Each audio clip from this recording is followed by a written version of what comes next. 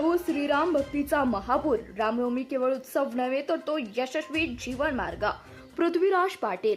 प्रभू श्रीराम म्हणजे भारताची ऊर्जा, विश्वास, आधार, न्याय, त्याग आणि जीवन शाश्वत मूल्याचे निरंतर प्रतीक. राष्ट्रीय ऐक्य, त्याग आणि संयमाची रामकथा सदैव शाश्वत निसर्ग चक्र आहे.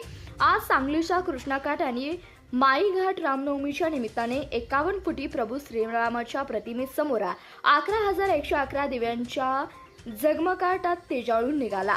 डोळ्यांचे पारणे फेडणारा दीपोत्सव सांगलीकरांच्या कौतुकाचा विषय झालाय, असे प्रतिपादन भाजपा नेते पृथ्वीराज बाबा पाटील यांनी केले.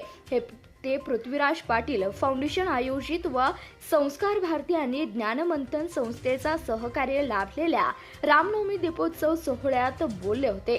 पृथ्वीराज पाटील म्हणाले की एक दिवा प्रभू श्रीरामासाठी यांच्या आश्वासनातून हजारो सांगलीकरांनी उत्स्फूर्त प्रतिसाद देत 51 फुटी प्रभू श्रीरामाच्या प्रतिमेसमोर हजारो दीपज्योती प्रज्वलित केल्या.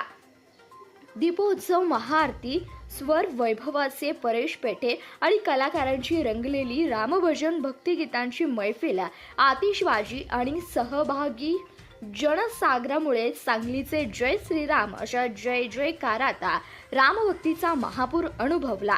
या दीपोत्सव सोहळ्यात दीपक केळकर आणि कोटणीस महाराज, माजी आमदार नितीनराजे शिंदे, भाजपा प्रदेश कार्यकारी सदस्य प्रकाश बिरजे आणि सौ भारतीताई दिगडे, सौ नीताताई केळकर, नगरसेवक उदय बेलवकर, अपर्णा शेट्टे, महिला मोर्चा शहर जिल्हाध्यक्ष स्वातीताई खाडे यांचा पृथ्वीराज पाटील यांच्या हस्ते सत्कार करण्यात आला. यावेळी दिगंबर पुजारी, नृसिंगवाडी,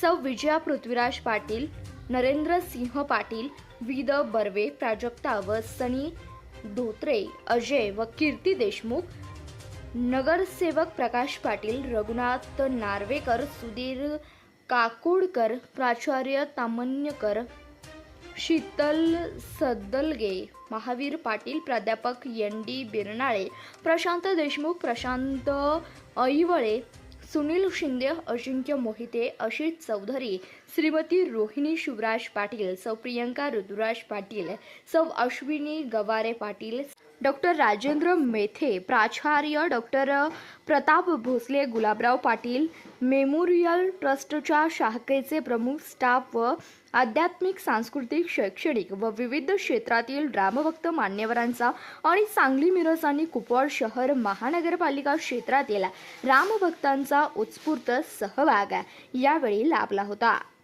धन्यवाद. प्रतिनिधी इरफान बारगीर, CBS न्यूज मराठी, सांगली.